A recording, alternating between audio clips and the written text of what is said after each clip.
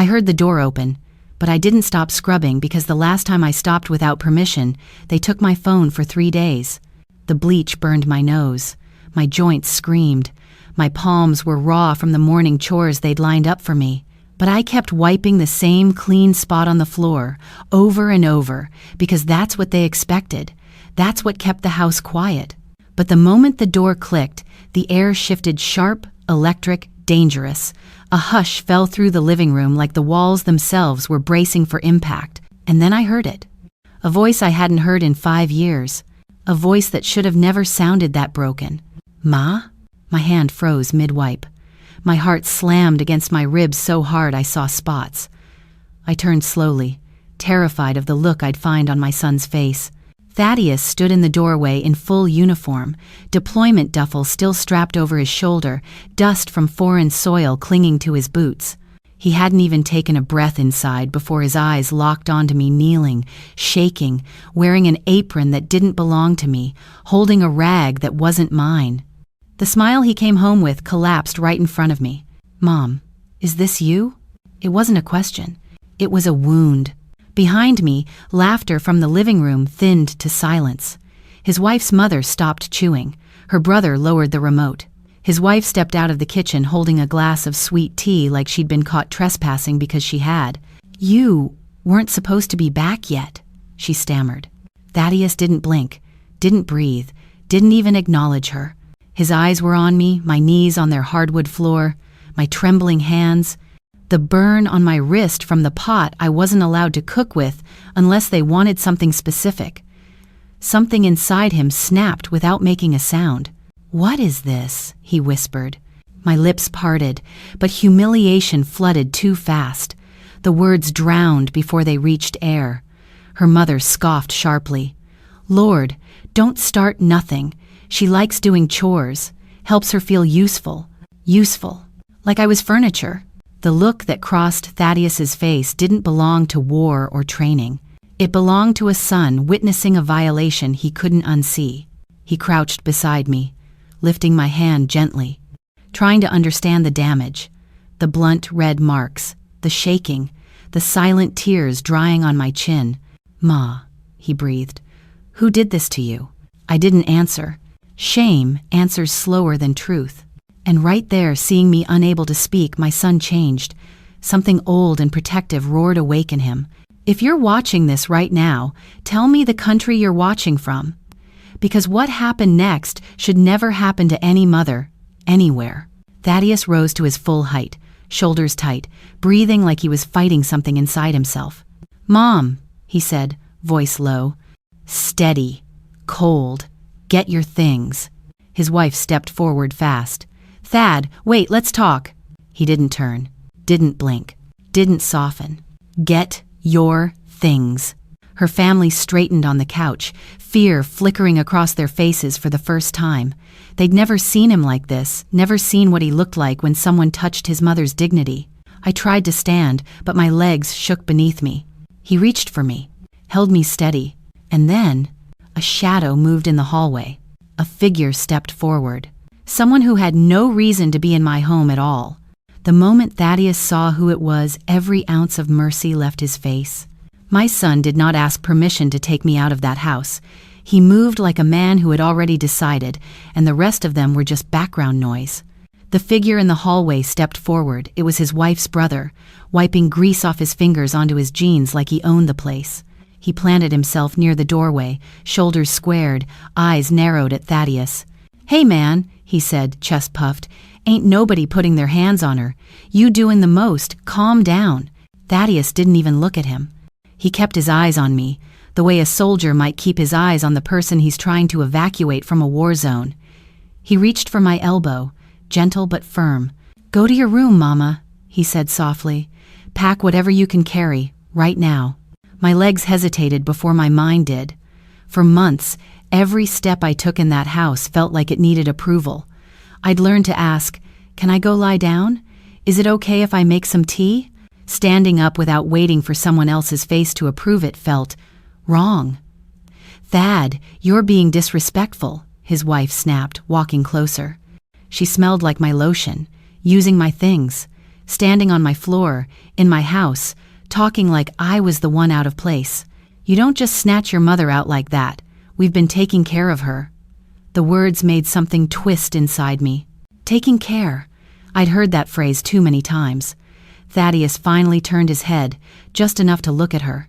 His voice stayed calm. You've said enough for today. Her mother got up from the couch then, slow and offended. I don't know who you think you're talking to, boy. He cut his eyes toward her, and for a moment I saw the man he'd had to become out there in the world. Not my little boy, not the son I watched play ball in the street. A man who'd seen ugly things and learned to move through them with stillness, not noise. With respect, ma'am, he said, this conversation doesn't involve you anymore. The room thickened. No one was used to him taking up this kind of space. They were used to him being a voice over a phone line, easy to talk around, easy to lie to. My heart banged hard against my ribs. It's okay, I murmured, out of habit. We don't have to. He looked back at me quickly. Mama, just that. And somehow it meant no more protecting them at your own expense. I went to my room. Hands shaking, I pulled the small travel bag from under the bed. It was already half packed. I hadn't even realized I'd done that over the past few weeks, folding a towel here, a dress there, putting aside my blood pressure pills. Somewhere deep inside, I'd been waiting for a day that felt like an exit. By the time I came back down the hall, the air was charged. His wife was standing with her arms tight across her chest, eyes bright with anger. Her brother hovered near the door, still blocking more from pride than purpose. Her mother muttered under her breath, shaking her head like he'll come to his senses. Thaddeus stepped between me and all of them, took the bag from my hand, and opened the front door.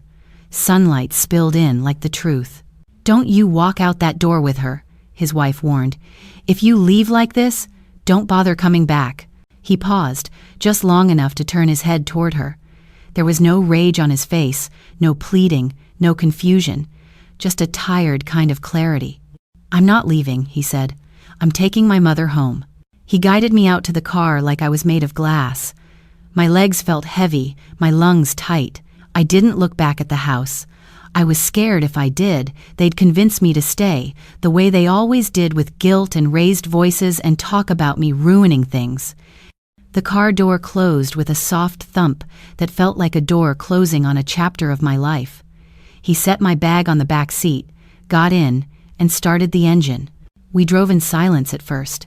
The neighborhood slid past the same cracked sidewalks, the same leaning mailboxes, the same sycamore tree my husband used to park under when he came home from work. Everything outside looked normal. Everything inside me was not. My hands folded in my lap, fingers curled tight so he wouldn't see them shaking. Are you okay? He asked eventually, keeping his eyes on the road. I swallowed. The words wouldn't form. The shame was thick, sitting on my tongue, heavy and sour. Not shame for what they did. Shame for what I'd allowed because I was tired, alone, and scared of being a burden. My face crumpled before I could stop it. Tears slid down, quiet and hot. I pressed my knuckles to my mouth, but the sound still escaped a broken little breath. He reached across the console and rested his hand on mine. Just sat it there. Warm, steady, like when he was a boy and climbed into my bed after a nightmare. You should have called me, Mama, he whispered. You should have told me something was wrong. I stared straight ahead, watching the traffic lights blur into streaks of color. My voice came out small, like it had been kept in a dark place too long. They never let me call you. He drove until the houses thinned out and the streets got quieter, until the noise of the neighborhood and that front door felt far enough behind us that I could breathe without tasting them in the air. We ended up at a small roadside motel, the kind with doors that opened straight to the parking lot and a faded vacancy sign buzzing in the window. Thaddeus parked close to the room, like he was planning for a quick escape if he had to. He checked us in without asking my opinion, then helped me out of the car like I was older than I felt yesterday. Grief ages you. Shame finishes the job. The room smelled like cleaning fluid and old air conditioning. One bed. One small table. Heavy curtains. He put my bag down gently by the chair. I sat on the edge of the bed, hands folded so tight my fingers hurt. He stood for a while, back to me, hands on his hips, staring at the wall like it had answers drawn on it. When he turned around, the anger from the house was gone. This was worse. This was the part where a child finds out their parent isn't as strong as they thought. "How long has it been like that?" he asked quietly. No shouting, no accusations. That hurt more. I licked my lips, searching for a way to make it sound smaller, less ugly. It didn't start that way. He pulled the chair up in front of me and sat, knees close enough to touch mine. His uniform looked too stiff for this little room. "I need you to tell me everything, Ma. Don't protect nobody, not this time." I looked at his hands, those same hands that once brought me finger paintings and broken Lego men, now scarred and steady. I'd spent 5 years praying over those hands, asking God to bring him home safe from strangers. It never crossed my mind I should have been praying about my own blood instead. "It got worse after your daddy passed," I said finally. "At first, everybody just showed up. Grief brings casseroles and company. For a while, the house was full of people, all talking too loud, hugging too hard, promising to check in. They did, until they didn't. Most of them faded like background noise except one. Reddick started coming by more. I went on, almost every day. Said he didn't want me sitting in the house alone. He'd bring groceries, fix little things around the place. He'd sit in your daddy's chair and talk about how we had to pull together now that it was just us. A small smile tugged at my mouth, remembering those early visits. I'd held on to them longer than I should. He kept saying you had your own life, your own battle. Didn't want me bothering you with anything small. Thaddeus flinched at that. "He told you not to call me?" He said, "Soldiers need quiet," I murmured. Said I'd make you worry. Said you had enough on your head without me adding my little aches and pains. I shrugged, eyes burning. It sounded kind, like he was protecting you. Manipulation doesn't show up with a knife in its hand.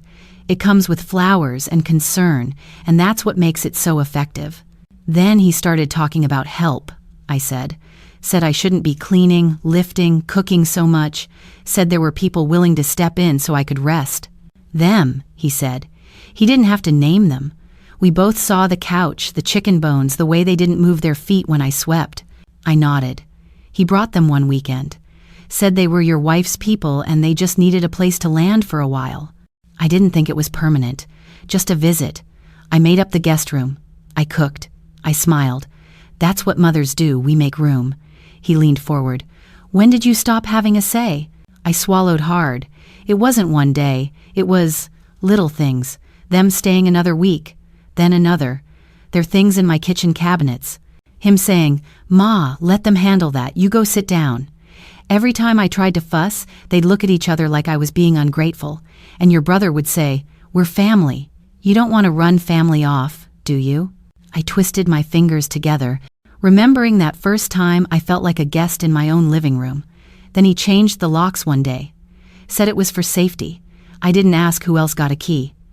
Thaddeus's eyes sharpened. Ma, who did he give keys to? I lifted my gaze to his. This was the part I'd been dragging behind me like a chain, too ashamed to admit I'd trusted the wrong child. Your brother gave them the keys. The words sat between us like something heavy and sharp. Your brother gave them the keys. Thaddeus leaned back in the chair, elbows on his knees, staring at the floor as if he could see his way back through the months he'd been gone. His jaw worked, muscles jumping under the skin. He didn't shout. That scared me more than rage would have. When he first started coming around, I said, my voice low, it felt like a blessing. Both my boys busy with their lives, and there he was, checking in on his mama. He'd say, you know I got you. I'm not going to let nothing happen to you. I could still hear that steady tone he used, the same one he put on when he talked about work, about reports and procedures and how folks always tried to get over, but he saw through them. He carried that same confidence into my living room like it was another case to manage. Only this time, the person he was managing was me. He made it sound like protection, I continued. Said he knew how people knocked on doors, scammed widows, tried to trick them out of what they had. He'd talk about ladies at his job who lost everything because they trusted the wrong person. And he'd look at me and say, not you, Ma, I'm on top of it. Thaddeus rubbed his hand down his face, slow. So you believed him? I wanted to, I admitted. He spoke like he knew things I didn't, like he'd seen all the angles, and I was tired of making decisions alone. Every time I hesitated, he'd sigh that little sigh and say, "Ma, this is why folks get hurt. They drag their feet. Let me help you." Help. That word had become a chain. At first it was little stuff, I went on. Mail, he said, looked important. Phone calls he stayed on instead of me. He'd sit at the table with papers spread out, talking about how certain bills needed to be handled, how your daddy had left things messy in the system. If I asked anything, he'd say, "You don't need the stress of all this detail. That's what I'm here for." The motel air conditioner hummed in the corner, blowing out air that felt too cold for how hot my face had gotten. I twisted my fingers in the bedspread, eyes on the faded pattern so I wouldn't have to see the disappointment in my son's face. He started speaking like there was always some rule I didn't know, I said. Some policy, some form. He'd say, "Ma, the way things work now, you can't just be out here doing what you want with the house. They'll come for you. Let me put your mind at ease." Thaddeus's mouth flattened. And letting strangers move in was supposed to be easing your mind. He eased his own, I said softly. But he didn't do it all at once. They came for a weekend at first. Then he said they were transitioning and had nowhere else to go. If I looked uneasy, he'd remind me of all the horror stories he'd seen. People ending up in worse situations because they turned down good folk trying to help. Good folk, Thaddeus repeated bitter. He carried himself like somebody who knew what could happen if I didn't listen, I said. When I asked him about the locks, he didn't say, "I don't trust you." He said, "I don't trust what can happen out there. If something goes wrong, you know they call me first. Let me set things up right." I remembered that day so clearly, the new key cold in my palm, his hand over mine, his eyes steady. He told me there were liabilities, I said, stumbling over the word he'd used so often. Said if somebody slipped on the porch or claimed something against the house, I could be ruined. He made it sound like he was shielding me from the big bad world. Thaddeus looked up then, eyes dark. And all the while, he was the one letting the wolf in. My chest tightened. "I didn't see it that way," I whispered. When I got overwhelmed, he'd pat my hand and say, "Ma, I deal with this kind of thing all the time. This is what I do. Trust me." And when I hesitated about them staying, he'd shake his head and say, "You always soft. You always worry about everybody but yourself. For once, let me handle it."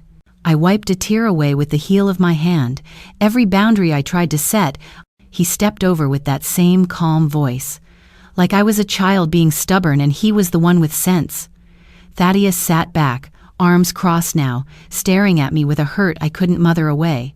"He used you," he said, "and he used my name to do it." I felt that like a blade, because that was the part I hadn't said yet, the part that tasted the worst. I drew in a breath that shook. When I got nervous about how crowded the house felt, about them treating my things like theirs, I told him it didn't sit right with me. I said I didn't think you'd like coming home to all that. I lifted my eyes to meet my son's. He looked me dead in my face, I said, voice breaking, and he said, "You wanted things this way." When I said those words out loud, he said, "You wanted things this way." It was like pushing a stone off a ledge. There was no pulling it back once it started falling. Thaddeus didn't move at first. He just stared at me, like he was trying to see not the mother he left, but the woman who'd been living in the shadow of his brother's voice all this time. His nostrils flared once. His hand closed into a fist on his knee, then slowly opened again, like he was reminding himself to stay in control. "So he used my name," he said quietly. "He used my uniform and my absence, and he used your trust in him to move them into that house." I nodded, shame heavy in my chest. "He said you were busy serving your country, and that the least he could do was handle things here. Every time I pushed back, he'd say, 'You know how your baby brother is, he don't want you stressed, Ma. I'm just doing what he would do if he was here.'" Thaddeus's eyes hardened in a way I hadn't seen before. The boy I raised would have cried or walked off to cool down. The man in front of me turned very still, controlled, purposeful. He reached into his pocket and pulled out his phone, laid it flat in his palm for a second, breathing slow, like he was lining himself up with something he'd trained for. "Ma," he said, his voice low and steady, What they did to you. It's not just wrong. It's not just family drama. It's abuse. And the fact that he's in uniform while he's doing it? He shook his head. That changes everything. Fear fluttered up in me at the word abuse. It sounded so official, so big. Bigger than just me scrubbing floors and biting my tongue. Thad, maybe we should just let it be for now. You just got home. I don't want to cause trouble at your job. His eyes snapped to mine. This is trouble at my job, he said. They don't get to break my mother and hide behind a badge in my deployment. That's not how this works. He didn't pace, didn't rant. He scrolled through his contacts with a sure thumb, tapped a number, and put the phone on speaker. A ring. Another. Then a clear, professional voice answered. Legal Assistance Office, this is Captain Willis. How can I help you today? Thaddeus straightened in the chair like instinct. His tone shifted into something official but personal at the same time. Ma'am, my name is Staff Sergeant Thaddeus Holloman. I just returned from deployment. I need to report a situation involving my mother, elder abuse, possible financial coercion, and a family member in civilian law enforcement. Hearing it laid out like that made my stomach twist. Elder, abuse, coercion, all those big words landing on my small, tired life. The woman on the phone didn't gasp, didn't dramatize. Her voice stayed even. All right, Sergeant Holloman. Is your mother currently safe and away from the individuals involved? He glanced at me. I folded my hands tighter, as if I could make myself worthy of being called safe. Yes, ma'am, he said. She's with me in a motel off base. The individuals are at her house where they've been living. She's been acting as their housekeeper in the home she owns. Understood, she replied. I'm going to ask you some questions so we can determine the best next steps. I'll need your mother's age, her relationship to the alleged abusers, and a general timeline of when this began. He answered each thing calmly, like he was reading from a file he'd already written in his mind. Her age, widow, elder son, in-laws by marriage. The months after my husband died, the gradual shift. Has there been any physical harm? She asked. Or threats if she tried to leave or contact you? I shook my head, then stopped, realizing she couldn't see me. No beatings, I said softly. But they took my phone. They watched where I walked. Anytime I tried to talk about calling my son, they'd tell me I was being dramatic. Said I'd ruin their marriage and stress him for nothing. The captain listened. I could hear keys clicking lightly on her end, but she never rushed us. That still qualifies as isolation and control, ma'am, she said. Thank you for sharing that. My throat tightened. Being believed by a stranger felt almost unreal. Sergeant, she continued, here's what we can do.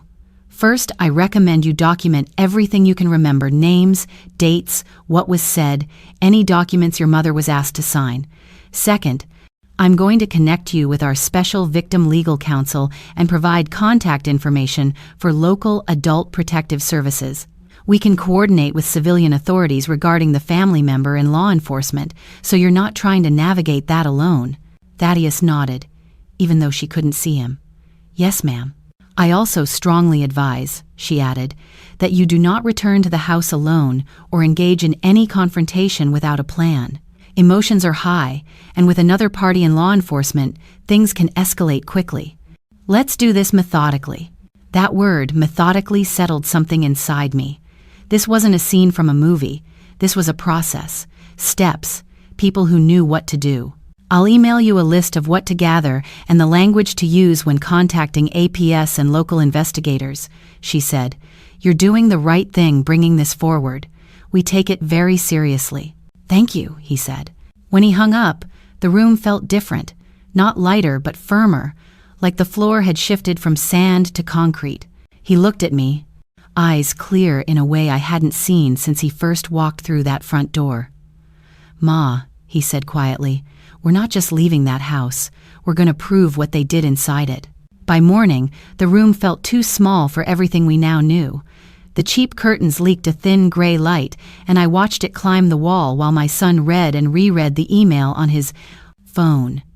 He'd taken off his outer uniform shirt and sat there in his undershirt and cargo pants, still looking like a man on duty. Only now the mission was me. He handed me the phone so I could see. The message from the legal officer was plain, not dramatic, just a list. Document living conditions, photograph injuries or signs of neglect. Identify any financial papers signed under pressure. Record statements only if safe to do so. Do not destroy or alter anything you find. No big words, no promises of instant justice, just steps. "Ma," he said, sitting on the edge of the bed, "I need to go back to the house." The sentence sliced through the little safety bubble I'd made in my mind overnight. I gripped the blanket. "Back? Why? You already saw how they treat me. Isn't that enough?" He shook his head slowly. "I believe you, but believing and proving aren't the same thing. Right now it's just our word versus theirs. And you know who they got on their side." He didn't have to say Reddick's name. It hung between us anyway. "The lady from legal said the more we can show, the harder it'll be for them to twist it," he continued. "I'm not going to start a fight. I'm going to gather proof. Quiet, careful. I hated that he was right, hated that in our own family, truth alone wasn't heavy enough. We had to weigh it down with pictures and papers and the right kind of words. What if they try to do something?" I asked. "Your brother doesn't like being questioned. You know how his face changes when someone tells him no." Thaddeus's eyes softened. "I know," he said. "That's why I'm not walking in there as your son who just found out. I'm walking in like I did yesterday, but this time I'm listening for everything, watching everything. My phone will stay in my hand. I'll ask the kind of questions that sound harmless but aren't." He held up the phone and tapped the screen. "Camera works fine, so does the voice recorder." A fresh wave of unease moved through me. "I don't want you dragged into no mess, Thad." "I'm already in it," he replied. "They pulled me into it the minute they used my name to fool you." He stood and moved around the room with purpose, checking his wallet, his ID, his keys. He tucked a small notebook into his pocket, the same one he used overseas to jot coordinates and reminders. Now it would hold the details of my humiliation. "Here's what I'm gonna do," he said, thinking out loud. "I'll act like I just needed to cool off last night. I'll apologize for overreacting. Let them talk. Folks like that always want to explain themselves. While they talk, I'll record. While they walk around that house like they own it, I'll take pictures. Any paperwork lying around, I'll photograph that too." I pictured him back in those rooms, surrounded by the same people who'd watched me kneel on my own floor.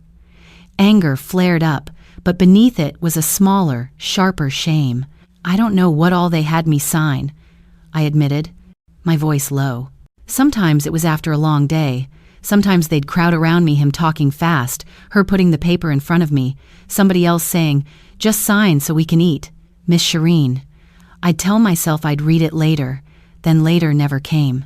"That's why I'm going," he said, "to see what they thought they got away with." He knelt in front of me, hands resting on my knees like he used to when he was little, and wanted my full attention. "I need you to stay here. Don't answer any calls if you don't recognize the number. If something feels off, you go straight to the front desk and tell them you need help. I won't be gone all day." My fingers found the edge of his sleeve. "You sure you don't want to wait for whoever she said to call? The state people? The other offices? They'll move faster if I give them something solid," he said. "Right now, we just got pain. I want proof." That word again, proof. Like we were building a case file on our own blood. He squeezed my hand once, stood, and headed for the door. His silhouette against the motel light made my heart ache, my boy going back into a different kind of war zone with nothing but a phone and a list. "Thad," I called softly. He paused, hand on the knob. "Don't let them twist your mind the way they twisted mine," I said. He looked back at me, eyes steady. "They had time with you, Ma. They don't have that with me." The door shut behind him with a quiet click. I sat there, listening to the engine turn over outside, imagining him driving back down the same streets we'd escaped the night before, not to be fooled again, but to gather what he needed to prove the truth that had lived in my bones long before anyone put it on paper. The house looked different in daylight, too quiet, too neat, like it was pretending. Thaddeus had parked down the street, far enough not to draw attention, and slipped in through the side door using the key his brother never thought he'd see again. Inside, he kept his phone angled low, camera rolling. Every few seconds he'd tap to capture still photos, the papers on the counter, the shoes by the door that weren't his mother's, the laundry basket full of clothes that didn't belong to her. He was standing in the hallway near the back when he heard the front lock click. Voices drifted in, male first, deep and impatient, followed by Vanessa's sharp whisper. "Don't start yelling, Reddick. You'll scare her again." "She should have been up by now," came the answer, flat and clipped, the kind of voice that expected compliance. Thaddeus stepped quietly into the kitchen doorway, half-shadowed. "Ma?" Reddick called out, his tone already shifting from annoyance to suspicion. "Ma, you in here?" The silence that met him was heavy. He moved through the living room fast, eyes scanning, jaw tight. When he turned toward the kitchen, he froze. Thaddeus leaned against the counter, arms folded. "She's not here." The air changed instantly. Vanessa stopped mid-step, blinking at him like she'd seen a ghost. Reddick's face went blank for half a second before tightening. "What's that supposed to mean?" "It means she's safe," Thaddeus said. "For the first time in a long while." Reddick laughed too loud. "Safe? You make it sound like we're criminals. Are you?" The question hit hard, because it wasn't shouted. It was just placed there, steady, waiting. Reddick moved closer, trying to reassert ground. "You got no right to barge into my mother's house." "Our mother's house," Thaddeus corrected softly. "And start throwing accusations. You've been gone 5 years. You don't know what goes on here." "I know enough." Vanessa tried to slide between them, palms out. "Thad, look, this is all a misunderstanding. Your mama wanted us here," she said. "She said that before or after you had her cleaning up after your family." His voice stayed even, but the words were knives. Reddick's nostrils flared. "Watch how you talk in my house." Thaddeus tilted his head, still recording, thumb brushing the phone screen like it was nothing. "Funny. That's the same tone you used on her, isn't it?" A muscle twitched in Reddick's cheek. "I took care of things while you were gone. That's what family does." "You mean taking over her accounts? Making her sign forms she couldn't read? That kind of care?" "You don't know what you're talking about," Reddick snapped, voice rising. "I know she was scared to call me," Thaddeus said. "I know she thought I told you to run the house this way." That landed. Vanessa's eyes darted to Reddick, who looked suddenly older, heavier, the controls slipping one thread at a time. She misunderstood. I was helping. Everything I did was for her own good. Thaddeus stepped closer. Their eyes level now. "You convinced her of that because you sound like authority when you say it. You always did." Reddick's jaw locked. He lowered his voice, leaning in until it was almost a growl. "You don't understand how these things work. There are procedures." She needed oversight. "You weren't here, I was. Somebody had to keep things orderly." There it was again, that cool, confident cadence, the one he used at work. The way he wrapped control in logic, pressure in politeness. Thaddeus didn't move. "That's not order," he said. "That's manipulation dressed like help." For a moment the room was silent, except for the low hum of the refrigerator. Then Reddick straightened, forced a smile that didn't reach his eyes. "You've been away too long. You don't remember how your mama gets. She worries herself into bad choices. She told me you preferred it this way." Thaddeus blinked once, slow. "What way?" Reddick's answer came too fast. "With me handling everything." The words hung there, and even Vanessa's breath caught at how easily he'd said them. Thaddeus looked down at his phone, then back up with a calm that cut through the room. "Say that again." Reddick frowned. "What?" "You said she told you I wanted things this way." "Go ahead, repeat it." Vanessa took a small step back. Reddick's mouth opened, but nothing came out. Thaddeus's phone light blinked once in his hand, catching the reflection in his brother's eyes, and that's when Reddick realized the red light on the phone wasn't a glare, it was recording. "I didn't find out what happened when my boys finally faced each other in that house until later. That afternoon, it was just me and the motel clock. The minutes sounded loud, dropping heavy into the room while I sat on the edge of the bed, hands twisted together, praying without moving my lips. When Thaddeus came back, he didn't speak right away. He closed the door behind him, locked it, checked it twice, then set his phone gently on the table like it was carrying something fragile. "Ma," he said quietly, You need to hear this." He tapped the screen, and my own living room came spilling out of that little speaker. I heard Reddick's voice first, tight, suspicious. "Ma? Ma, you in here?" Silence. Then Thaddeus's voice, calm as a flat line. "She's not here." I closed my eyes. Even in the recording, you could hear the air shift, Vanessa's quick breath, Reddick's steps crossing the floor. "What's that supposed to mean?" Reddick asked. "It means she's safe," Thaddeus answered. For the first time in a long while. There was a beat of quiet, and then Reddick laughed. It wasn't a happy sound. "Safe? You make it sound like we're criminals." "Little brother." The way he said little brother like it was a chain he could yank. I listened to my son hold his ground. No shouting, just statements that landed harder than any raised voice. He talked about the cleaning, the papers, the way I'd been kept from calling. Every word was another curtain pulled back. Then I heard that slight hitch in Reddick's breathing when he realized the red light he'd been staring at wasn't just a glare. "What you doing with that phone?" he snapped. Thaddeus's answer was simple. "Documenting." Chairs scraped. Someone's shoe hit the table. You could feel the panic building on their side of the room.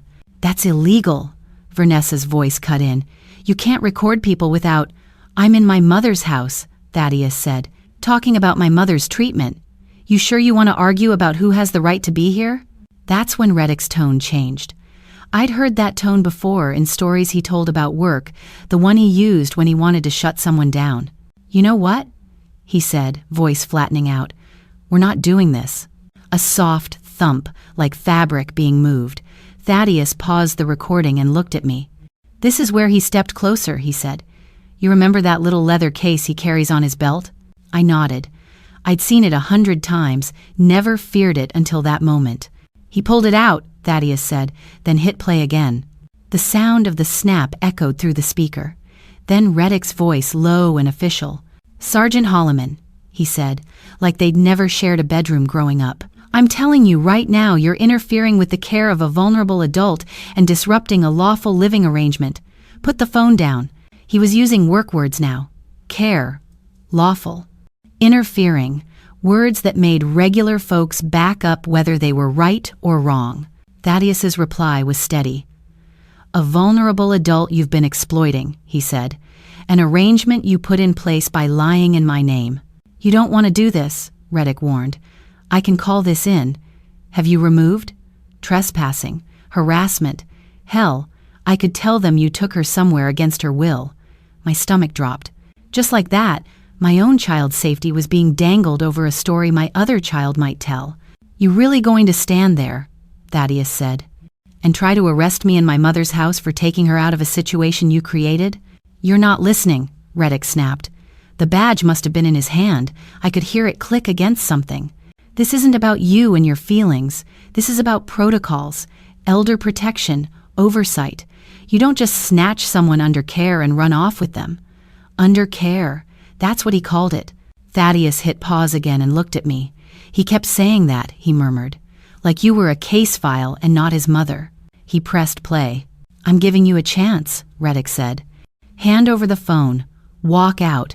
Let me straighten this out with Ma when she gets back. You go on back to your base, keep your record clean." Or, he let the words stretch. I could picture the look on his face. The one he used to give kids in the neighborhood when they played their music too loud. "Or?" Thaddeus asked. "Or I start this on paper," Reddick said. "And once it's on paper, little brother, it don't go away. You think they won't believe me over you? I wear this badge for a reason." The room on the recording went quiet. I could hear my own heartbeat rushing in my ears, even though it was just a memory. Then my son's voice came through, calm in a way that made the hair on my arms stand up. "Go ahead," he said. "Put it on paper. And while you're at it," Thaddeus added, "put on record exactly how long you've been using that badge to keep our mother under your thumb." The knock on the motel door wasn't loud, but it went straight through my chest. It wasn't housekeeping, they knock quick and keep moving. This one was steady, patient, like whoever was on the other side already knew they weren't leaving without being let in. Thaddeus checked the peephole first, his shoulders tightening. Then he opened the door just enough to see, then wider to let them in.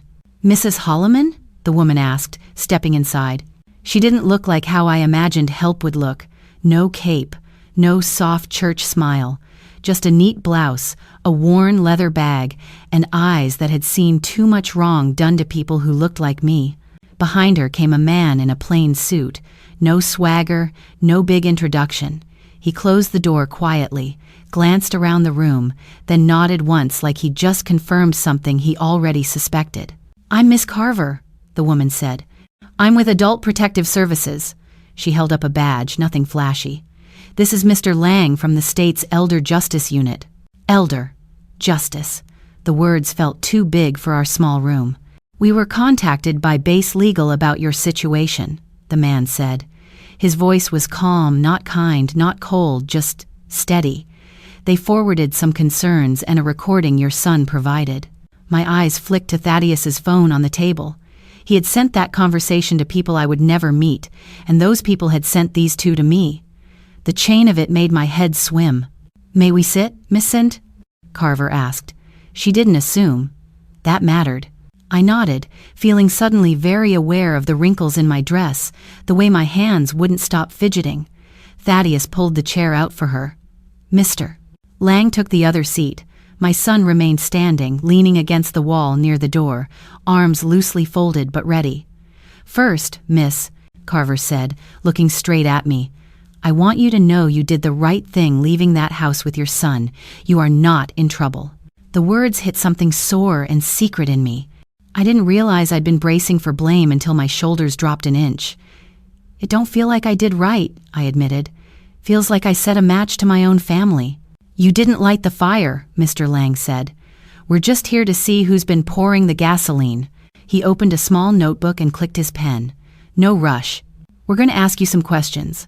Some of them you've probably already answered for your son. I'm going to ask you to answer them again anyway.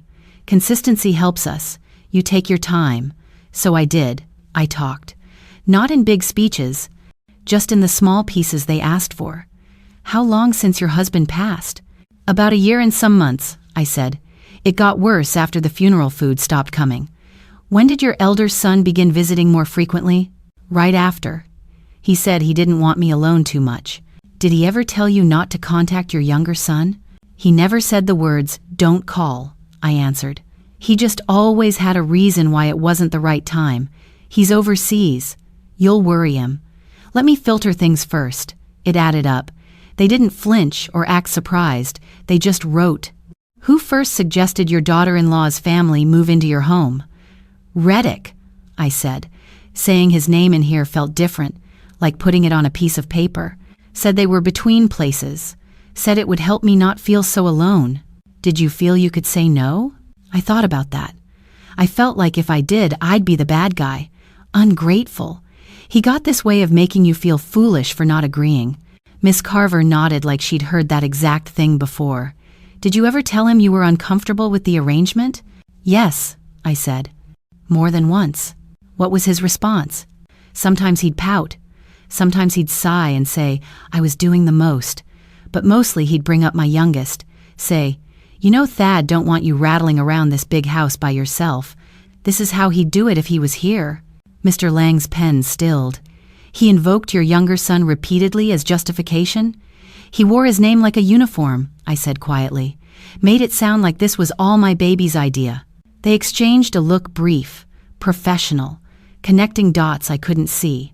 "Your son mentioned documents," Mr. Lang said. "Papers you were asked to sign.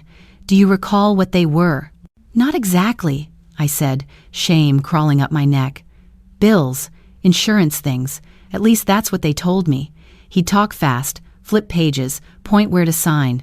If I slowed down, he'd remind me how busy he was, how he was late for his shift. I stopped asking questions after a while. "Did you understand that some of those documents might have affected ownership of your home or access to your finances?" I swallowed hard. "Not then." Miss Carver leaned forward slightly. "Do you feel you were pressured to sign? That saying no wasn't really an option?" "Yes," I whispered, saying it made my chest hurt. "Yes." Mr. Lang glanced at Thaddeus. "We've reviewed portions of your recording," he said. Combined with what your mother's told us, there is enough concern to move forward. Move forward how? I asked, voice small. We'll need to see the house, he said. Speak to everyone living there. Compare what they say to what we already have. He closed his notebook gently. But I need to ask you something first, ma'am. I met his eyes, feeling suddenly like a child called to the front of a church. When we walk into that house today, he said, steady and clear, are you ready to stand on the side of what happened to you, even if the person we hold accountable is your own son? When we pulled up to my house this time, I didn't sit in the passenger seat like somebody being dropped off. I was in the back, between Miss Carver and my own heartbeat, while Mr. Lang rode up front with Thaddeus. We didn't talk much. The kind of quiet that came with us wasn't weakness, it was preparation. My front porch looked smaller with a state car parked at the curb, same flower pots, same doormat, different energy. Vanessa opened the door with attitude already loaded on her face, but it melted when she saw who was on my side. Her eyes did a quick sweep me. My son, the woman with the badge, the man with the notebook. What's all this? She demanded. You bringing strangers to our door now? Our door, I repeated softly. The word tasted wrong coming from her. Miss Carver spoke before Thaddeus could. Good afternoon. I'm with Adult Protective Services. This is Mr. Lang, State Elder Justice Unit. We're here to follow up on a report regarding Mrs. Holloman's care and living situation. The way she said care made it clear she was not impressed with what she'd heard so far. Vanessa tried to laugh it off. Care? Oh, Lord. Shireen, what you been telling them? We've been helping you. Mr. Lang stepped forward, polite but firm. We'll need to speak with everyone who's been living here, he said, separately. You could see the fight start behind her eyes. You can't just... Yes, he said calmly. We can, and we will. Inside, the house smelled like fried food and air freshener, familiar and foreign at the same time. Her mother and brother were at the dining table. They went stiff when they saw the badges, chairs scraping as if they'd been caught mid-bite of something they weren't supposed to have. We're conducting a welfare check and preliminary inquiry, Miss Carver explained. No one is under arrest at this moment. We just need to ask some questions and clarify a few things. At this moment, those 3 words sat there like a warning. They put me on the couch, the one I'd once picked out with my husband, now holding the weight of everything that had happened since. Thaddeus sat close enough that our shoulders almost touched. Miss Carver stayed with us while Mr. Lang took the others one by one to the kitchen. Door open, voices low but clear enough for us to catch bits and pieces. Who pays the utilities? How long have you been sleeping here regularly? Did you ever contribute to the mortgage? Each answer was another line on some invisible ledger. When it was Vanessa's turn, she rolled her eyes but went anyway. I watched her walk down the hallway like she was headed to a performance she'd rehearsed in her head. She'd always been good with words, soft ones for company, sharp ones for me. At first, her voice was smooth. We moved in to help, she insisted. She's like a mother to me. Then Mr. Lang must have put something on the table, because the tone shifted. Her words started coming out thinner. That's my signature, but I didn't. No, he handled most of that. My chest tightened. I reached for Thaddeus's hand without thinking. He laced his fingers through mine, eyes steady on the hallway. Miss Carver watched too, her expression unreadable. This is usually how it goes, she murmured quietly. The story sounds one way until they realize we're looking at paper, not just faces. A minute later, we heard a chair scrape loud against the kitchen floor. Then Vanessa's voice higher now, the polish gone. He said it was covered. He said nobody would trace it back like that. Trace. Covered. Words that did not belong in a righteous story. Mr. Lang called out, Mrs. Holloman, would you mind coming in for a moment? My legs felt like they weren't part of me, but I stood.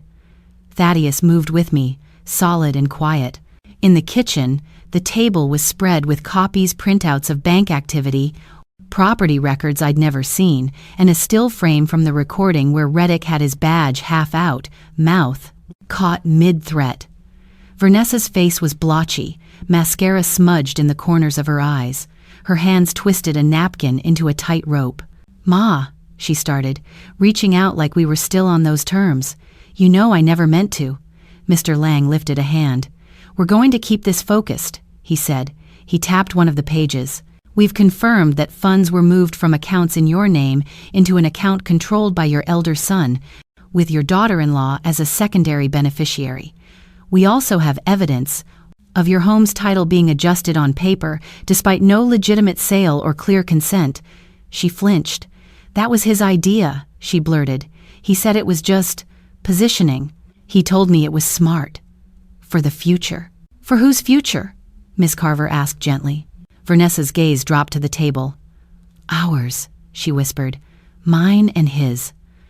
The room went very quiet. Even the refrigerator seemed to hum softer. He told me, she rushed on, that your son didn't really value you, not like he did. He said you were old-fashioned, stuck in grief, that somebody had to step in and keep the house from going to waste. He said if we did what he planned, there'd be enough money for all of us, that your husband hadn't used the house right, that we would. My throat burned. And scrubbing floors was part of that plan? I managed. Her eyes filled, tears spilling over now without permission. I didn't start it that way, she said. At first, it was just, help your mother keep up. Then he'd joke in front of his people about you needing something to do. Then his mama would ask you to bring this. Clean that. If I said anything, he'd say, she's fine, she likes it, she's from that generation. She swallowed hard. He told me to make sure you stayed, dependent, so the paperwork wouldn't be questioned. Said if you looked like you couldn't manage, nobody would doubt you needed oversight. Coercion, Mr. Lang said quietly to his notes. The words sat heavy in the kitchen. And the two of you? Thaddeus asked, his voice low but sharp. How long has that been going on? She broke then. Whatever thin pride she'd been hanging onto crumbled. She pressed the napkin to her face, shoulders shaking. Since the second year you were gone, she choked. He said you didn't have to know. He said you'd moved on. He said... She looked up, eyes red, and the last sentence came out like a confession and an accusation all at once. He said you were just a paycheck waiting to be redirected. I had always thought a signature was a small thing, just ink and habit. You sign for packages, for checks, for school slips. You sign because people put paper in front of you and expect your hand to move. I didn't understand a person could take your whole life and hide it inside one crooked line. Mr. Lang laid more pages on the table. This time, he slid his notebook aside and made space with a care that made my stomach tighten. The room was fuller now, her family pushed back against the walls. Miss Carver at my shoulder, Thaddeus standing just behind me like a second spine. We've pulled the most recent filings connected to this address, Mr. Lang said. Some are routine, some are not. On top was a copy of something with a lot of small print and the county seal at the bottom. My name was near the middle, in ink that looked like mine but leaned funny at the end. Mrs. Holloman, he said, tapping that wobbled line. Do you remember signing this? I leaned in. The words blurred at first. He didn't rush me. I remember. A stack one day, I said slowly. He said the city needed to update their records after your daddy passed. I was so tired that week. Who handed you the pen? Miss Carver asked. Reddick, I murmured. He said if I didn't get the papers back quick, they'd fine me. Thaddeus's hand tightened on the back of my chair. Mr. Lang flipped the page up just enough to show the title at the top. This is a deed transfer request, he said. It reclassifies your home from solely in your name to joint with your elder son. Within 6 months, another version lists him as primary. The room tilted. He never said that, I whispered. He said it was just paperwork for widows. Did he explain you were giving up majority control of the house? He used words like protection and efficiency, I said, heat climbing my neck. Not give up. Never those. From the doorway came a voice I knew too well. You're twisting this. Reddick stood there in his work pants and department polo, badge clipped at his hip instead of in that little case. He must have come in through the back. Nobody heard the door over all that paper. His eyes swept the table, then my face, then Thaddeus. You brought state people into my mother's house? He said, his tone almost amused. You really trying to make a scene? Mr. Lang didn't stand. He just turned his head in a slow, deliberate way. Officer Holloman, I presume, he said. We were about to call and request your presence. Saves us a step. Reddick's jaw flexed. You had no right to pull my mother into this mess. She doesn't understand half of what y'all are saying. I understand enough, I said. The sound of my own voice surprised me. I understand you told me I was signing one thing and they're saying it was something else. He looked at me then. Really looked. And for a moment I saw panic slip through that professional calm. Ma, you know I would never do anything to hurt you. Those papers were to streamline things. If something happened to you, something already did, I cut in. It happened the day you stopped talking to me like your mother and started talking to me like a problem. Mr. Lang slid another page out. Bank letterhead this time. Joint account authorization, he read. Funds moved in round numbers to a secondary account under your name with your sons as co-owner. Later modifications list your daughter-in-law as an authorized user. He angled it so I could see the signature again. My name, but the pen stroke uneven, like my hand had been pushed to keep up. Did you intend to give them that access? He asked. No, I said, the word shaking. No. Reddick stepped forward, hands spread like he could smooth the table flat. She doesn't remember all the conversations we had, he said quickly. She was overwhelmed. I walked her through every decision. Did you ever tell her she could say no? Miss Carver asked. He blinked. That's not how this works. Y'all know the law. An elder in her situation needs structure. She needed someone to keep track of things. I'm that someone. Always have been. You're not answering the question, Mr. Lang said. His voice stayed calm, but the air around his words felt sharper. Did you tell her she had the choice not to sign? Reddick's gaze flicked to the badges, then to Thaddeus, then back to me. I told her what was best, he snapped. She's never been good with paperwork. You ask her, she'll tell you. They both looked at me. My throat felt dry as dust. Memories rose. His pen tapping, his watch glancing, his sigh when I hesitated. The way he'd say, Ma, stop making this harder than it has to be. He didn't put it like a choice, I said. He put it like a warning. Mr. Lang nodded once, wrote something down, then set his pen aside. That's the difference, he said. Assistance versus coercion. For the first time since he walked in, Reddick's control cracked. You're not about to sit here and label me some kind of predator, he said, voice rising. I'm the one who stepped up, while he was gone. He jabbed a finger toward Thaddeus. I kept this house from falling apart. I kept her from being scammed. I used my position to protect her. Your position gave you leverage, Mr. Lang replied.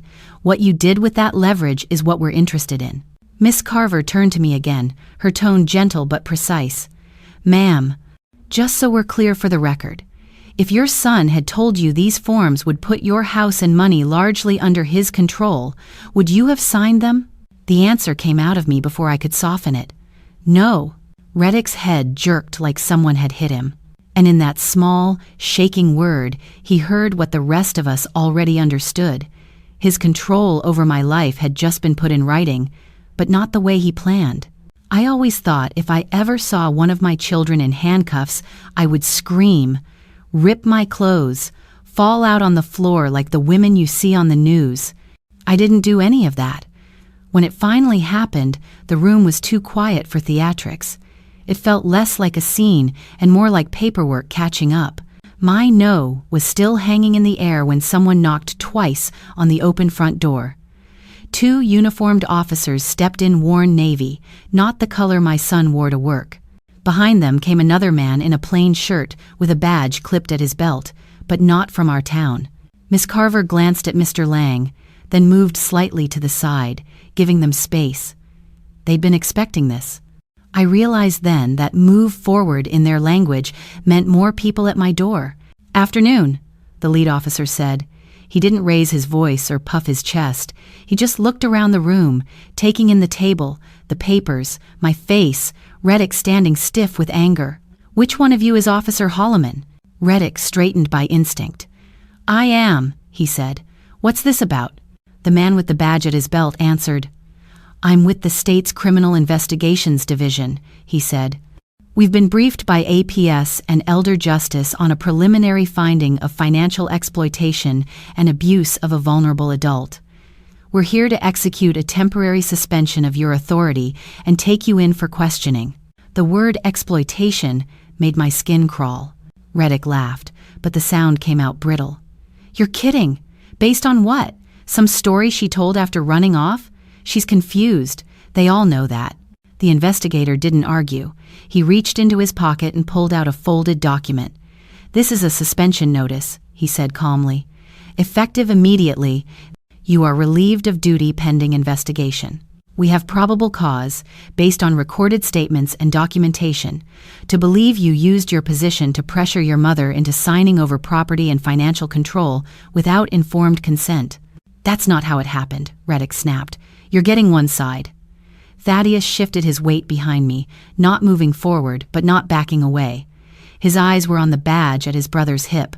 "Sir," the uniformed officer said, "I'm going to need your weapon and your shield." For the first time since they walked in, something like fear flashed across Reddick's face. Tiny, quick, but there. His hand hovered near his holster, hesitation hanging in the air. "Don't make this harder," the officer added, still calm. "You know how this goes." Slowly, Reddick unhooked his gun, cleared it, and placed it on the table. Then he unclipped the badge from his belt. I'd watched that badge go on for years, before shifts, before funerals, before long nights. Seeing it now lying next to the papers that proved what he'd been doing with my name felt like two lives stacked on top of each other. "You're making a mistake," he muttered. "All of you." The investigator nodded slightly. "If that's true, you'll have every opportunity to say so with counsel present at the station." He gestured toward the doorway. "For now, turn around, please." "Handcuffs?" Reddick scoffed. "Really?" "It's standard," the officer said. "You know that too." He turned. The metal clicked around his wrists, not loud, but final. I didn't look away. I owed myself that much to see what their choices had come to.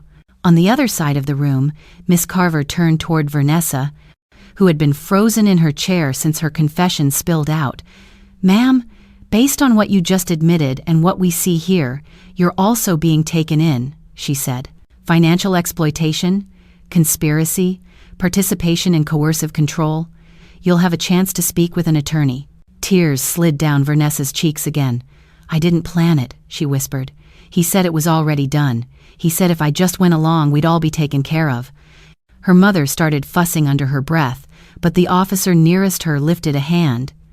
"You're being detained as well, ma'am," he said. "We need separate statements from everyone who's been living here as part of this arrangement. You're not under formal arrest at this time, but you will come with us." Reddick tried one more angle, head twisting toward me, shoulders squared even with his wrists bound. "Ma," he said, "tell them. Tell them I never laid a hand on you. Tell them I kept this house running while everyone else disappeared." My mouth opened, but no words came at first. All the years of telling myself, "he means well," crowded up in my throat. I could feel Miss Carver's eyes on me. Thaddeus's hand hovered near my shoulder, not touching, just there. "I will tell them the truth," I said finally. My voice shook, but it didn't break. "That you came here after my husband died and you saw a woman who needed comfort, and then you turned that need into a leash." He stared at me like he'd never seen me before. The officers guided him toward the door, not rough, not gentle, just doing a job. His boots stepped over the threshold he'd claimed like it belonged to him. As they led Vanessa out behind him, she glanced back once. There was no apology in her eyes, just a hollow sort of fear for herself. Her brother and mother followed, each escorted by an officer. No shouting, no wrestling, just a quiet line of people who thought they'd rearranged my life in secret now walking out in the open. The house was suddenly too still. No TV, no loud laughter, no orders being tossed in my direction, just the soft sound of the front door closing behind them. I stood in the middle of my own living room, the table cluttered with evidence of what had been done in my name, and felt something loosen in my chest, a knot that had sat there so long I'd mistaken it for part of me. Thaddeus stepped closer, searching my face. "Ma," he said gently, "are you all right?" I looked at the empty doorway where they'd just taken my oldest baby away and let the truth settle heavy and clear. "I don't know yet," I said, "but for the first time in a long time, I'm not under anybody's thumb in my own house." Paper saved my life the same way it almost ruined it. Same kind of table, same kind of pen. Only this time, nobody was rushing me. Nobody was sighing or tapping their watch. We were at the county building, in a room that smelled faintly of old files and copier ink. Fluorescent lights hummed overhead. A clerk slid a fresh stack of documents toward me, but she didn't look bored. She looked careful. Miss Carver sat on one side, Mr. Lang on the other. Thaddeus stood behind me again, his presence steady, like a wall at my back. "Let's go slowly, mister," Lang said. "Line by line." So we did. "This page," he said, tapping the top one, "reverses the deed transfer that was filed under coercion. It restores full ownership of the house to you alone, as it was before." I read every sentence he pointed to. It took time. My eyes blurred. Twice, I had to stop and ask him to explain something in plainer words. He did. Not once did anybody make me feel small for not knowing. "If you don't like how something sounds, say so," he reminded me. "Nothing moves until you're comfortable." Comfortable. Nobody had used that word for me in a long time. On the second page, we addressed the bank accounts. The joint access I hadn't understood I'd given away was being stripped back. Automatic transfers canceled. Secondary names removed. "You understand," the clerk said gently. "These changes put control back in your hands. No one else will be able to move money or sign on this house without your permission, in writing, with a witness who doesn't benefit from it." I felt my shoulders lift like someone untied a heavy apron from around my neck. "Good," I said. "That's how it should have been all along." When it came time to sign, I didn't just grab the pen. I sat with it for a second, feeling the weight of it. Then I wrote my name slow and steady, each letter a little straighter than the last. S-H-E-R-E-N. My hand didn't shake. After the property papers came the orders Miss Carver had mentioned back at the house. She laid them out like a shield between me and the past few months. "These are protective orders," she said. "They state clearly that your elder son, your daughter-in-law, and her immediate family are not to contact you directly. No calls, no showing up, no slipping messages through neighbors. If they want to address anything, it goes through attorneys and the court system." "Not even a sorry?" I asked, the words heavy. "Not rhetorical. If an apology comes," she said, "it will come with accountability attached, not pressure." I nodded. My heart knew it might never come at all, but my hands still folded over the edge of the table like they were bracing for impact. She pointed to the line I needed to sign. "This tells the court you want that distance," she said. "We can't want it for you. You have to choose it." There was a time I would have hesitated, thinking about Christmases and old photos and the baby I once rocked who now sat in a holding cell somewhere. That time had passed. "I choose it," I said. Ink met paper again. This time, it didn't feel like I was disappearing into somebody else's plan. It felt like I'd stepped back into my own skin. When we finished, the clerk gathered the stack with practiced hands. "These will be processed and entered into the system," she said. "You'll get official copies in the mail. But as of today, this is how things stand. As of today." That phrase settled over me like a new kind of weather. We stepped out into the hallway together. The building buzzed with ordinary life, people paying fines, getting licenses, arguing about parking tickets. Nobody knew that down in one of those rooms, a mother had just taken her house back. Outside, the sun felt different. Not brighter, just honest. No shadows from people standing where they didn't belong. On the sidewalk, Thaddeus walked a little slower, like he didn't want to rush whatever was happening inside me. "You did good in there, Ma," he said quietly. "I did what I should have done long time ago," I replied. Read what was in front of me and believed my own unease instead of somebody else's confidence. He smiled, just a little. "You believed yourself today," he said. "That matters." We reached the car. He opened the door for me, then hesitated, one hand on the frame, eyes searching my face. "House is yours again," he said softly.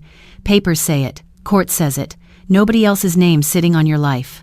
A swell of emotion rose in me, relief, grief, something like pride, all tangled together. "Took losing almost everything to get back what your daddy left me," I murmured. "But it's in my hands now." He nodded. "Some things had to be put on record. he said. Now they are. He went around to his side, and for a brief moment, I watched him through the windshield, this grown man who'd flown back from a war to find another one waiting at home. His shoulders looked less tense now, but there was still something unfinished in his eyes. Legal papers could undo forged deeds, freeze accounts, set boundaries. They couldn't fix a marriage built on lies or a brotherhood cracked down the middle.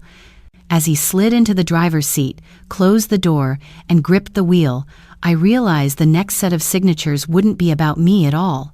They'd be about what my younger son was ready to end for good. The next time I sat at a table with my son and a stack of papers, they weren't calling my name. They were calling his. We were at a small law office this time, not the county building. No seals on the walls, just framed certificates and a ficus that had seen too many hard conversations. Thaddeus sat to my left, shoulders squared, wedding band still on his finger like a lie that hadn't caught up yet. His attorney, a quiet black woman with tired eyes and a steady pen, walked him through each page. This packet covers dissolution of marriage, division of assets, and your statement of grounds, she said. We're keeping it straightforward. Adultery, financial betrayal, and endangerment of your mother's welfare. Endangerment of your mother's welfare. Hearing myself referred to like a risk factor almost made me laugh. Almost. Thaddeus didn't flinch. Will she see this? He asked. She'll be served, the attorney said. Her counsel will go over it with her. You won't have to. He nodded, eyes on the words. Good. He took the pen and paused, staring at the line with his name. For a heartbeat, I saw the boy who once swore he'd never be like the men on TV, leaving families behind, breaking vows. You sure, baby? I asked softly. You don't owe me this. You don't have to pay me back by emptying your whole life. He turned his head to me, and the look in his eyes was different now, clear, not shattered. Ma, he said, this isn't about paying you back. It's about stopping what was helping destroy you. He signed. One clean motion, no hesitation this time. The attorney gathered those pages, then opened another folder. On the criminal side, she said, the DA has filed initial charges. She slid a copy across the table for us to see. Your brother is facing counts of financial fraud, exploitation of an elderly person, coercive control, and official misconduct. Your wife is being charged with conspiracy to commit fraud and participation in the exploitation. Her family is included as co-conspirators on specific counts. The words were heavy on paper but simpler in my mind. They were finally being called what they'd been acting like. Does that mean prison? He asked. It means a process, she replied. Hearings, plea offers, maybe a trial. Your brother's facing internal review with his department as well. Administrative leave has already started. His badge and gun are still surrendered. If half of what's on that recording holds up, he's not getting them back. I pictured my eldest in a room somewhere. No badge on his chest, no title to stand behind. Just a man and his choices. What about her? I forced myself to ask. Saying her instead of her name felt like the only boundary I could manage. She's out on bond for now, the attorney said. Conditions include no contact with you or your property. And she's barred from accessing any accounts connected to you or your mother. If she violates that, the DA will use it. A strange kind of ache rose in me, then grief not just for the marriage he was closing, but for the version of him that believed he was coming home to a wife waiting with open arms instead of open hands. There was a time, I said quietly. You would have taken the blame for her. Said you should have called more, sent more, loved harder. There was a time, he agreed. But that was before I walked into my own house and found my mother on her knees. His voice didn't shake when he said it. Mine did when I heard it. Days blurred into each other after that, calls from Mr. Lang with updates, letters stamped with case numbers, notices about hearings. I didn't go to all of them. Some things a mother's heart doesn't need to see. But I listened when Thaddeus came back and reported in that calm way he'd picked up from all this. Internal Affairs questioned him for hours, he told me one evening at the kitchen table. The house was ours again, but I still wasn't fully used to how quiet it stayed. They played the recording. They asked him why he said I wanted things that way. And what'd he say? I asked. He said he misremembered, Thaddeus replied, like he just got mixed up between protecting you and controlling you. He stirred his coffee without drinking it. DA's pushing hard, he added. There's talk of a plea. Lesser time if he admits to the financial stuff and the coercion. More if he fights and loses. The word time landed with more weight than any sentencing number. Time away from the life he built. Time to sit with what he'd done. And her? I asked. She's trying to flip, he said. Offer more about him to save herself. But the paper trail got both their names on it. You can't flip on ink. We sat with that. Two people who had signed our lives away in different ways, now watching paper finally move in our favor. Do you hate them? I asked after a while. He thought about it longer than I expected. I hate what they did, he said. I hate how easy they made it look to use you. But hate? That's heavy. I've carried enough heavy things. He looked around the kitchen at the walls his daddy painted, at the table we'd eaten 100 meals at, now cleared of everyone who tried to claim it. I'm more done than hateful, he said. I nodded. That, I understood. Later that night, as we washed dishes side by side, the sink full of just our plates, I watched him for a moment. The lines around his eyes seemed deeper, but the tightness in his shoulders had eased. Thad, I said, drying a glass, can I ask you something that's been sitting in my chest? He glanced over, one brow lifting. You can ask me anything. I set the glass down and met his eyes.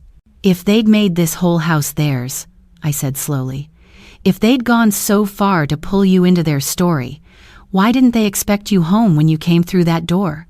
The first evening the house was truly ours again. The silence felt different. Not empty, not tense, just honest.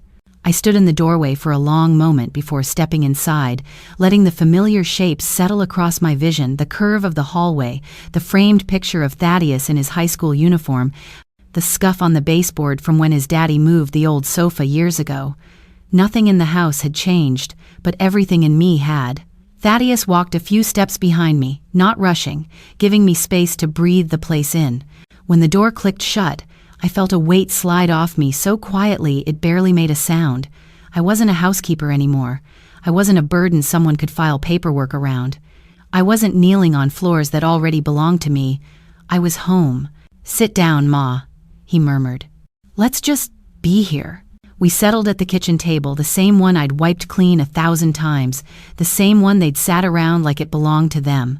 I laid my palm flat on the wood, feeling its warmth steady under my hand, as if the house itself was welcoming me back. For a long stretch, neither of us spoke. He poured me a cup of tea and poured one for himself, then leaned back, exhaling slow, the lines around his eyes softer than they'd been in weeks. The clock ticked above us, gentle and familiar. No raised voices. No doors slamming. No footsteps waiting to intimidate. Just two people sitting inside something that was supposed to be theirs all along. You know, he said quietly, rubbing his thumb along the handle of his mug, I used to picture this moment while I was deployed. Not the mess, not the pain, just you and me at this table, safe, talking, knowing we weren't carrying anybody else's weight. I swallowed past the lump in my throat. I didn't think I'd see this again, I admitted. There were nights I told myself the house didn't need me anymore, that maybe it had already moved on to somebody else's life. His head lifted sharply. Ma, the house never moved on. People just tried to take over because they saw you grieving and alone. I traced the grain in the wood slowly, letting his words settle. Grief makes you smaller, I whispered. Quieter, easier to move around. He didn't argue. He just reached out and covered my hand with his, warm and steady. You're not small, he said. You were never small. You were tired. And they used that. A soft hum rose from the refrigerator, the same sound it had always made, but tonight it felt like part of the healing, familiar, grounded, dependable. Do you think everything will go back to normal now? I asked him, not hoping, just wondering. He shook his head gently. No, not normal, better, different, honest. That answer loosened something inside me. I didn't want the old normal, the one where I said yes too easily and ignored the tightening in my chest when a pen was pushed toward my hand. I wanted this. Room to breathe, room to choose, room to stand. You planning on staying here a while? I asked, a small smile tugging at my mouth. Ma, he said, grinning back, I'm not leaving you in this house alone after all that. I'll take the guest room for now. We'll figure out the rest together. Together. That word fit in the room like it belonged to the walls. We spent the next hour talking not about the court dates, not about his divorce, not about his brother sitting somewhere waiting for consequences. Just real things. The way the backyard plum tree had overgrown. The squeak the hallway light still made when it flicked on. The meals we hadn't cooked together in years. At one point, he stood and began checking cabinets, opening drawers, straightening things with a kind of quiet protectiveness I hadn't seen since he was a teenager helping his father fix the porch steps. You don't have to do all that tonight, I said gently. He looked over his shoulder. I know. I just want to make sure everything that's yours feels like it again. I watched him work, no tension, no rush, just care, and realized healing didn't always come through big moments. Sometimes it came in the soft closing of a kitchen drawer, in the tea growing lukewarm between your palms, in the quiet presence of someone who came home in time to stop you from losing yourself completely. When he finally sat down again, the sun had dipped low, painting the room in a soft amber tone that felt like forgiveness. You home for real now? He asked. I nodded, tears warming my eyes but not falling. For real, I said, and this time, I'm staying on my feet. He smiled, the same boy, the same man, all at once. And in that quiet kitchen, with the last light slipping across our table, it felt like the house, our house, finally exhaled with us.